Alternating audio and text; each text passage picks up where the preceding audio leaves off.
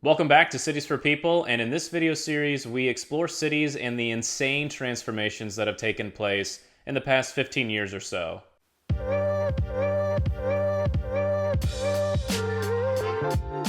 Thus far, I've highlighted Chicago and Brooklyn. I've gotten some mixed opinions in the comments about gentrification, but I think we can all agree that cities simply aren't building enough affordable housing. We'll talk about that more in another video. But for now, let's explore Austin, Texas via Google Street View for a little before and after action. Austin, Texas. The city that Matthew McConaughey refers to as a small blueberry and a big bowl of tomato soup. So why has Austin been so heavily gentrified recently? One, due to the housing stock.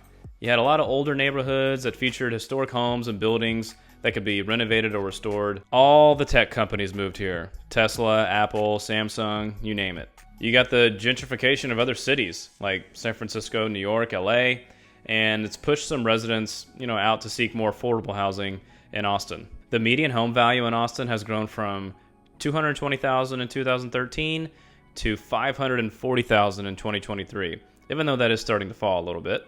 Okay, before we check out the neighborhoods in Austin, I want you guys to see this street sandwiched in between downtown Austin and East Cesar Chavez called Rainy Street. I've actually visited here a couple of times, and the street is literally unrecognizable. This is March 2011.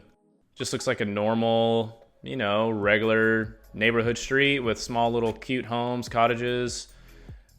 Definitely like a residential area. And then this is February 2023. 100% bars, restaurants, apartments, townhomes. I'm not gonna lie, the street's pretty fun. I think it's kind of oversaturated now, but there was a time period where it was a good time. All right, so let's check out the neighborhoods. Right off the bat, let's check out downtown Austin. So this is a project that actually transformed a decommissioned power plant into, fancy condos and retail establishments. And along with that is just generally the 2nd Street district that spans between Congress and Guadalupe. Everything is brand spanking new around here. Probably the most prominent residential skyscraper in downtown Austin is the Independent, but people in Austin refer to it as the Jenga Tower. I'm sure you can see why. The last project is the Austin Proper Development, which is also located on 2nd Street and includes a boutique hotel and high-end residences. Then we'll check out West Campus, which sits adjacent to the University of Texas. You got plenty of high-rise student housing, like the Callaway House, and there are a ton of these type of developments due to the proximity to UT, like the block on Leon, with luxury apartments, with retail and restaurants. And of course, you have the renovation and redevelopment of all those older properties in West Campus. So many older houses and apartment complexes have been updated and transformed. Then we'll head over to East Austin, where you'll find the Tyndall, a 182-unit apartment.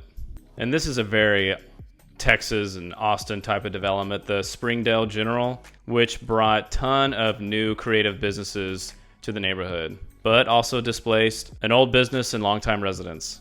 And finally, a little quirky multifamily is the Eastside Village on East Cesar Chavez Street.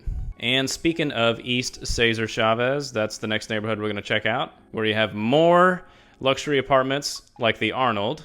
The next example we're going to look at is the Corazon, a mixed use of residential and commercial space, which includes a restaurant, a coffee shop, and a fitness center. And finally, the Pedernales Lofts, more luxury apartments. And the last neighborhood we're going to check out is Travis Heights, just south of the Colorado River across downtown Austin, where you'll find the Denizen and only pay $2,000 for a studio. And down a very popular drag called South Congress is the South Congress Hotel. The last development is the Music Lane development, which has actually been praised for its design and amenities and use of space. So who's moved to Austin recently? Let me know in the comments. Has it lived up to the hype? On deck, Seattle.